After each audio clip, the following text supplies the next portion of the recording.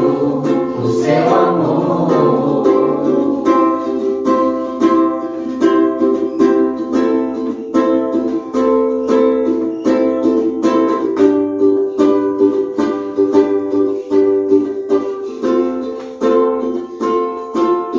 Imerecida vida, de graça recebi, por sua cruz, a morte me livrou, trouxe minha vida, eu estava condenado,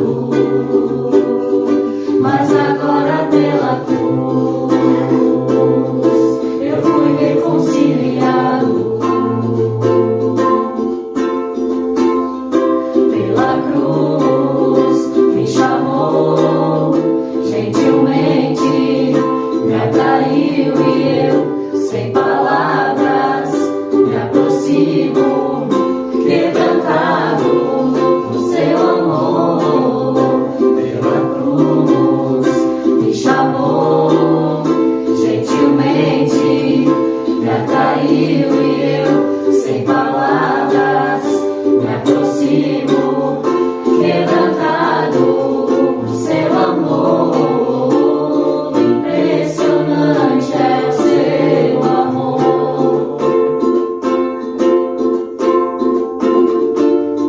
Me redimiu e me mostrou o quanto é fiel. Pela cruz me chamou, gentilmente me atraiu e eu, sem palavras, me aproximo, quebrantado no seu amor. Pela cruz me chamou, gentilmente me atraiu e eu, sem palavras, me aproximo, quebrantado no seu amor.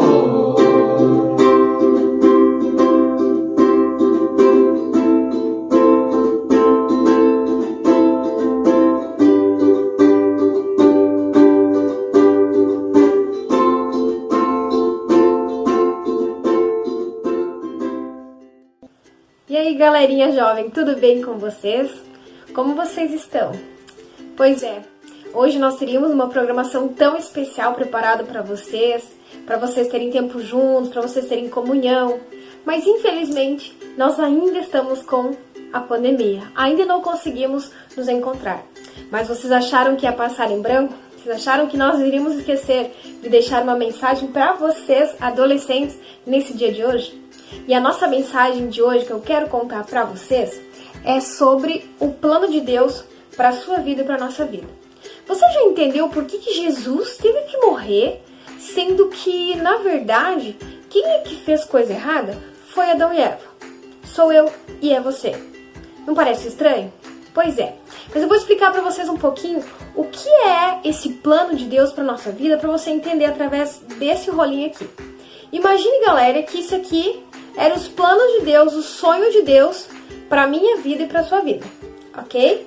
E este sonho, conforme os nossos anos iam se passando, ele ia se desenrolando, ou seja, Deus ia construindo uma história com a humanidade, com Adão e Eva. E essa história, olha só, ela era enorme, ela teria altos momentos com Deus. Mas chegou um momento onde lá no Jardim do Éden, quando a gente vai ver a Bíblia, a gente vai ver em Gênesis capítulo 1, capítulo 2, e daí no capítulo 3 acontece algo. Deus havia criado então toda a sua natureza, tinha planos para mim e para você, tinha planos para a humanidade, mas o que aconteceu? Deus disse o seguinte: olha, os meus planos para ti são perfeitos, mas eu te peço uma coisa: não desobedece, não me desobedece, não coma da árvore daquele fruto que está lá no meio do jardim, ok? Combinado? Esse foi o combinado de Deus com Adão e Eva. Mas aí surge algo nessa história, algo que nós vamos chamar de pecado. O pecado, sabe o que ele vem fazer na nossa vida? Ele vem nos separar de Deus. o pecado quer nos afastar de Deus. Ou seja, quando a gente vai ler a Bíblia, a gente vê que lá na Bíblia, esse pecado, ou seja, esse mal, veio através da serpente.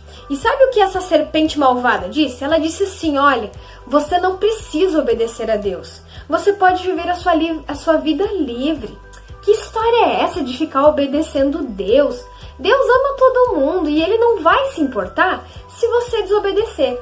Foram algumas palavras parecidas com essa que a serpente, ou seja, que o diabo, disse para Adão e Eva. Assim como, galera, presta atenção, esse diabinho continua agindo no nosso meio. Sabe quando às vezes vem alguém e diz, ei, vamos fazer tal coisa? Ei, cheira isso aqui. Ei, faz aquilo. Posta daquele jeito. Fala assim. É o mal querendo nos afastar de Deus. Porque Deus nos ensina a ter uma vida correta, uma vida de respeito, sem bebedeira, sem farras. Mas vem o mal e diz, não tem problema nenhum, não tem problema nenhum. E sabe qual é o objetivo do mal neste mundo, do diabo? É nos separar de Deus. E foi isso que aconteceu lá no Jardim do Éden. Deus estava de forma linda e maravilhosa com os seus planos com Adão e Eva. Mas o que acontece então? Esse mal vem e rompe com o relacionamento. Com o relacionamento de Adão e Eva.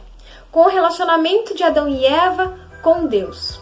E aí sabe o que acontece? A partir deste momento, o Adão e Eva, eles não fazem mais parte dos planos de Deus. Eles decidiram viver uma vida longe de Deus. E queridos adolescentes, quando a gente decide viver uma vida longe de Deus, a gente pensa assim, nossa, aí sim eu vou ser livre, aí sim eu vou ter muita coisa para viver. Olha o que sobra da sua vida. A partir do momento que você decide viver longe de Deus, a nossa vida é muito limitada. Nossas alegrias não passam de pequenos momentos. São momentos de bebedeira, momentos de farras, momentos dos quais nós achamos que é a maior felicidade. Mas não é nada comparado com o que Deus tinha para mim e para você. E aí, o que acontece com a nossa vida? Deus olha para aquela humanidade e Ele pensa, mas não foi para isso que eu te criei. Eu não te criei para viver sozinho neste mundo. Eu criei porque eu tinha uma história para você, eu tinha um plano para você. Então Deus olha para aquela situação e Ele pensa, eu preciso fazer algo, eu preciso ligar este ser humano aos meus planos, à minha história com eles. Então Deus toma uma atitude. Ele manda Jesus. Jesus, ele vem fazer, sabe o quê? Ele vem nos religar com Deus novamente. Ele vem nos unir novamente com a história de Deus para a minha vida e para a tua vida. Só que essa história, ela foi religada, mas ela foi marcada. Ela foi marcada pelo sangue de Jesus. Hoje eu e você continuamos a história. Adão e Eva pecaram, mas Jesus Cristo veio unir novamente a nossa história com a história dos planos de Deus para a nossa vida. E ficou essa marca, este nó manchado que se chama salvação, perdão dos nossos pecados. Por isso, todos os anos nós comemoramos a Páscoa. Sabe por quê? Para lembrar que o nosso Senhor Jesus Cristo, ele veio para religar a nossa vida, para dar de novo um sentido para a minha vida e para a tua vida. E nós temos uma escolha. Quando nós entregamos nossa vida para esse Jesus, a nossa vida passa a ter mais sentido e uma nova história com esse Jesus. Mas isso é uma decisão que eu e você precisamos fazer. Ou nós queremos continuar numa vida de desobediência, achando que nós sabemos viver felizes e que nós somos felizes, longe de Deus, ou nós optamos em viver uma vida com Deus, de acordo com a sua vontade, crendo no que Ele tem, no que é melhor para mim. Por isso, meus adolescentes, nessa Páscoa, pensa bem, Jesus Cristo morreu por ti, para religar a tua história, para te perdoar. Sabiam que Ele sabe muito bem o que a gente faz quando a gente está sozinho? No nosso quarto, no nosso celular, Ele sabe. Ele sabe quantas vezes o mal está tentando nos afastar de Deus.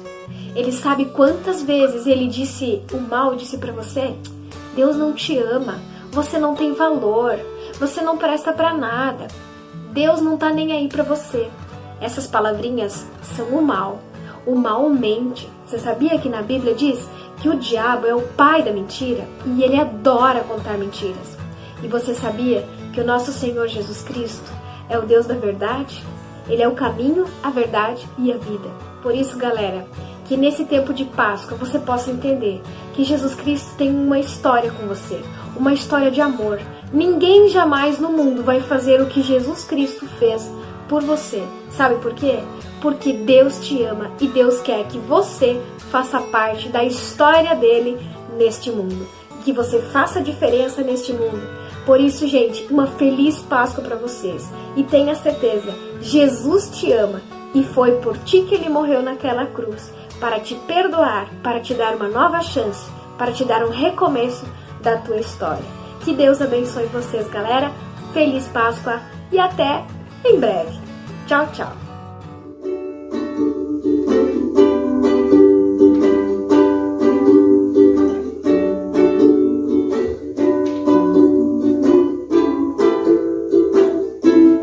Ele vive, posso crer no amanhã, porque ele vive, temor não há, mas eu bem sei que a minha vida está nas mãos do meu Jesus que vivo está.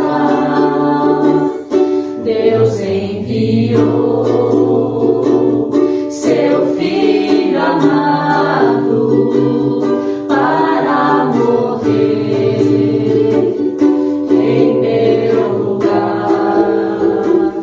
Na cruz sofreu